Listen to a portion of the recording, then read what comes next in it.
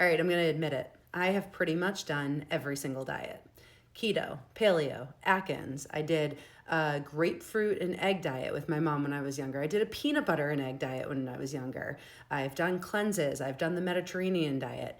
So when people come to me and they say, they don't come to me, they keyboard warrior me and say, the carnivore diet is just a fad.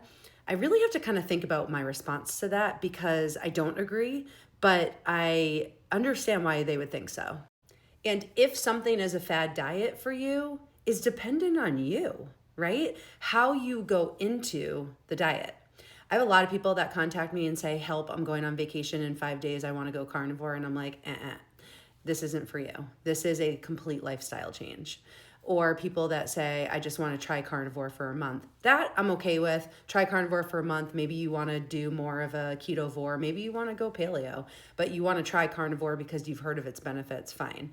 But it all kind of depends on the way that you go into it and the way that you execute it. Because if you're going to be someone that does not listen to yourself and doesn't learn anything along the way, then yeah, it's probably going to be another fad diet. And if you have no intention of healing the areas of your life that you need to heal emotionally, the reason why you have this emotional relationship with food, yeah, it's going to be another fad diet. But for me, I did a lot of research on this. For me, I discovered the carnivore diet because my husband had a heart attack. And I was like, I've got a lot of cancer in my family. I've got my husband that just had a heart attack. I'm a fat loss coach. I know how to coach people towards weight loss, but it doesn't necessarily mean that everyone's getting healthy at the same time. So what am I missing? What are the pieces that are missing? I had studied metabolism and coached metabolism for years, but there were pieces that were missing.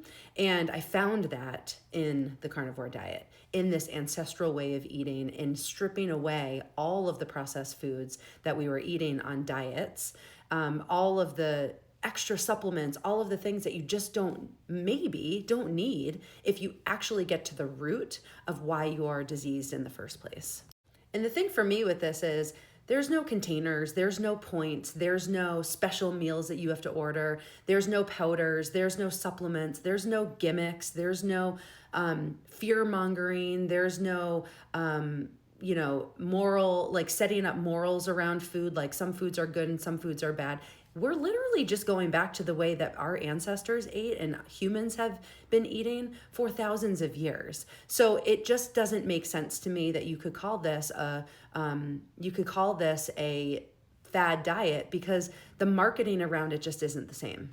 In the end, carnivore is about getting rid of the junk, fueling on what we have fueled on for eons, having nutritionally dense food so that you are actually absorbing nutrients into your body. It's about being your healthiest self. There are no barcodes, boxes, bags.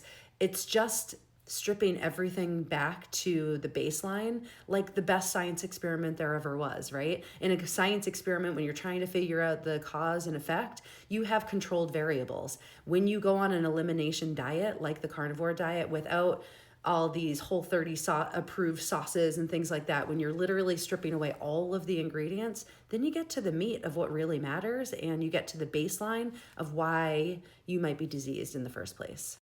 I'm always trying to give carnivores ways to address the misconceptions and the things that they hear from their friends and family in their life. So I hope this helps. Use this next time somebody talks to you about the fact that you're just on a fad diet. Tell them the ways that it's different.